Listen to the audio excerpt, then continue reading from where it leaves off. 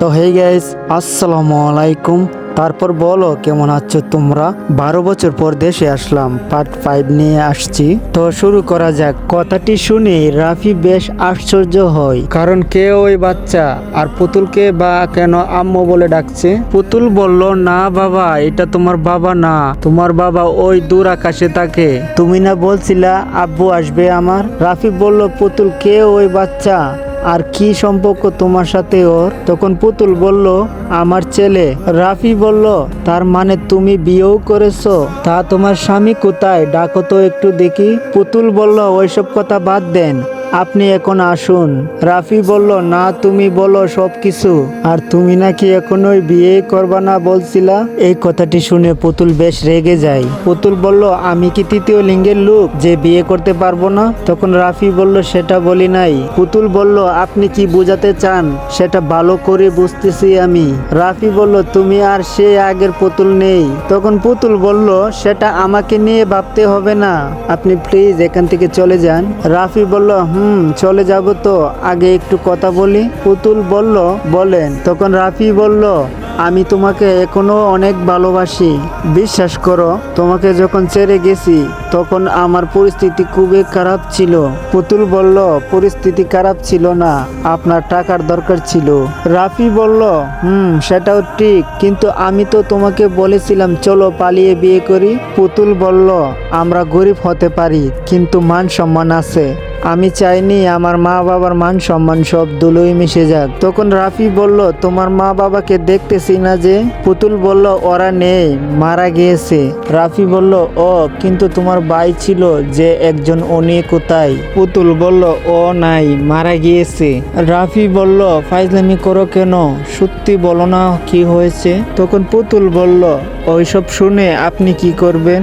রাফি বলল, বলো আগে শুনি। পুতুল বলল, কিন্তু আপনাকে বলার প্রয়োজন তো মনে করতেছি না।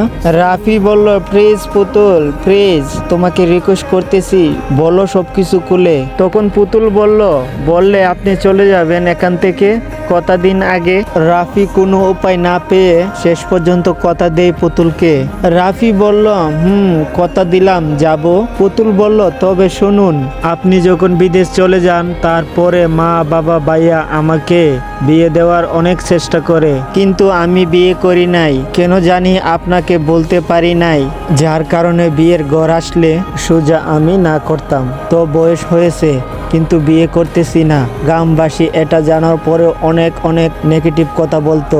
আমি নাকি হিজড়া, আমি কখনো মা হতে পারবো না, আমার অনেক সমস্যা আছে, আরো অনেক কথা যা বলার মতো না।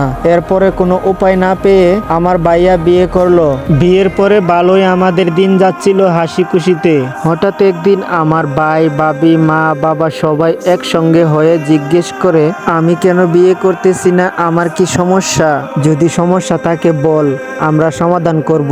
ওদের অনেক রিকোয়েস্টের পরে আমাদের সম্পর্কের কথাটি আমি বলি। তখন ভাইয়া বলল, তো ওর বাসার ঠিকানা দে, আমি বিয়ের প্রস্তাব পাঠাই। তখন আমি তোমার সেই সব কথাগুলা সবাইকে বলি যে ওর 5 লক্ষ টাকা লাগবে, বিদেশ যাবে। তুমি যা যা বলছো আমি সব তাদের কুলে বলছি।